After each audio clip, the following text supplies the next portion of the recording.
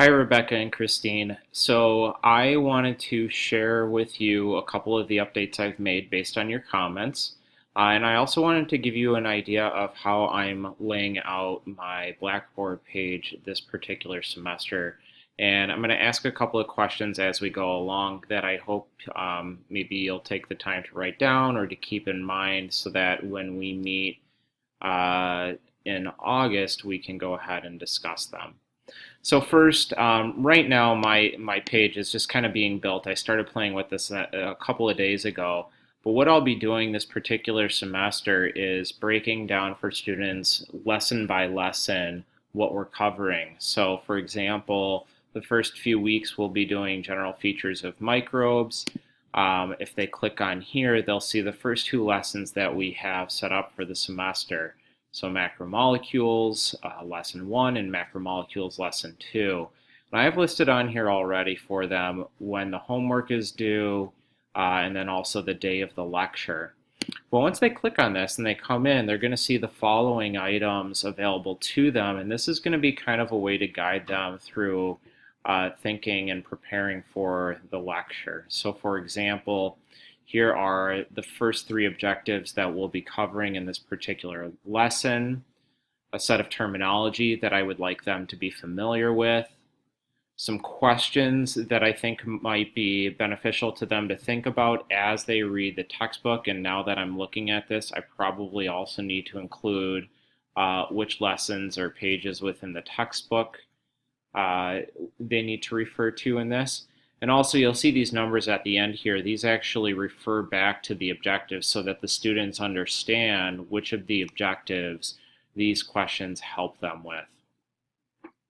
The homework, and I'll come back to this in a minute. Slides, I also have to put in a video. I'll be using VoiceThread or Screencast, but more likely VoiceThread though to be taping the video.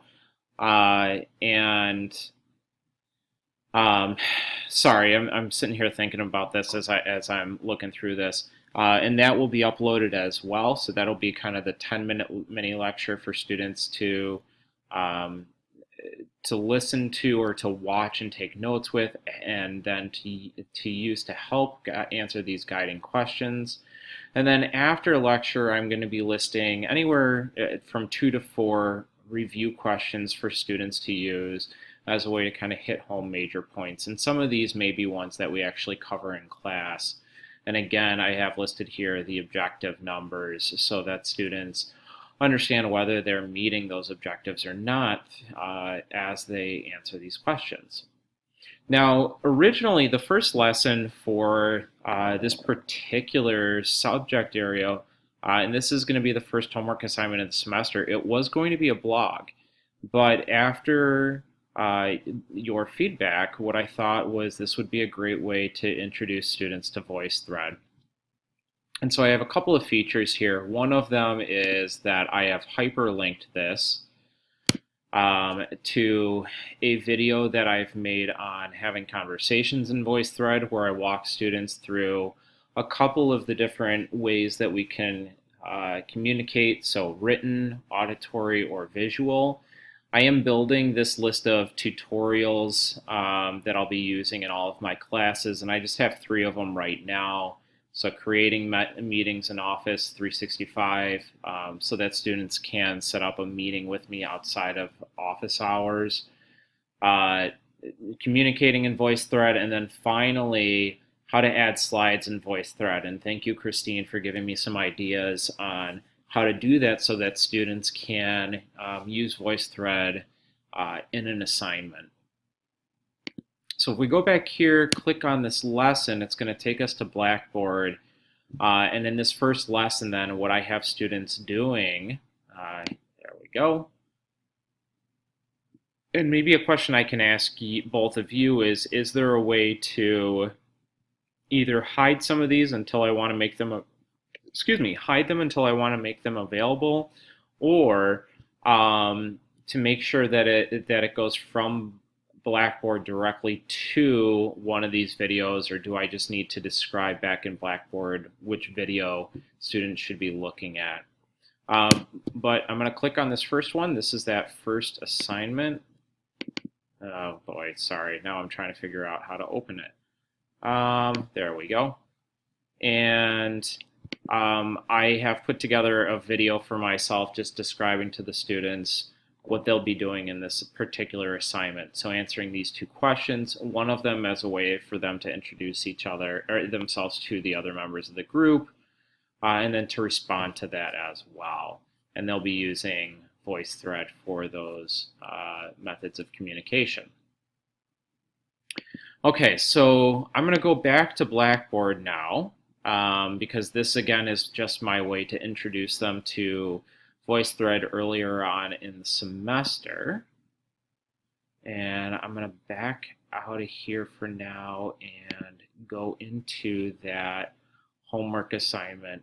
And I thought a little bit about your comments, Rebecca, and maybe embedding a slide for each of them afterward. And I thought about how that would work, and I'm still not exactly certain.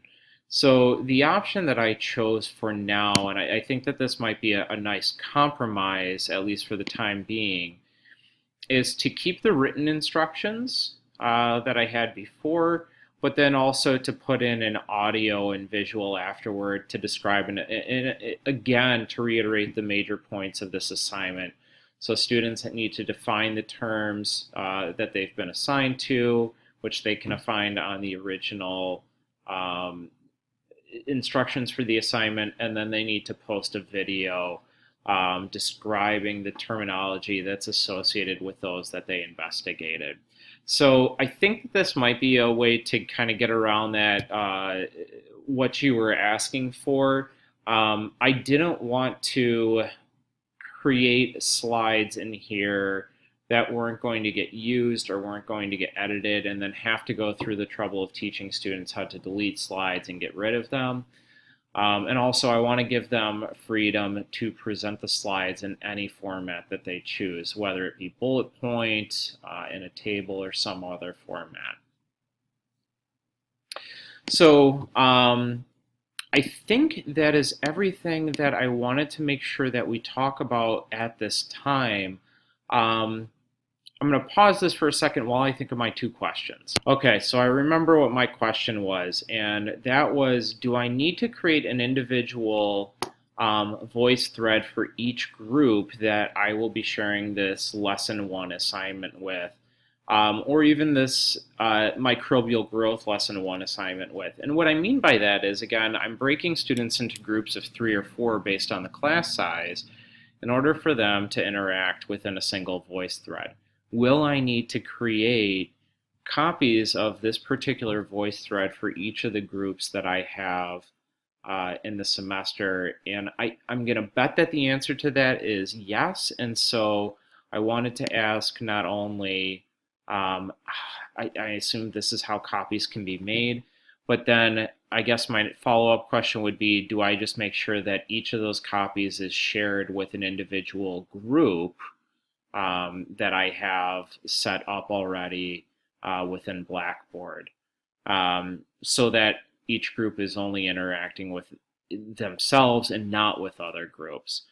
So I could probably use a little guidance there just in the technical aspect of it. So I think that's all I have for right now. I apologize that this is 9 minutes long, but I wanted to make sure that I got all the points across and also shared with you some of the things that I've been working on.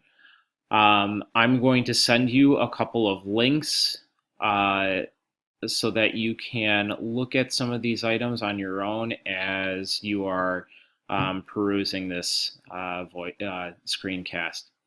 All right, have a great week and a half, and I'll talk to you in early August.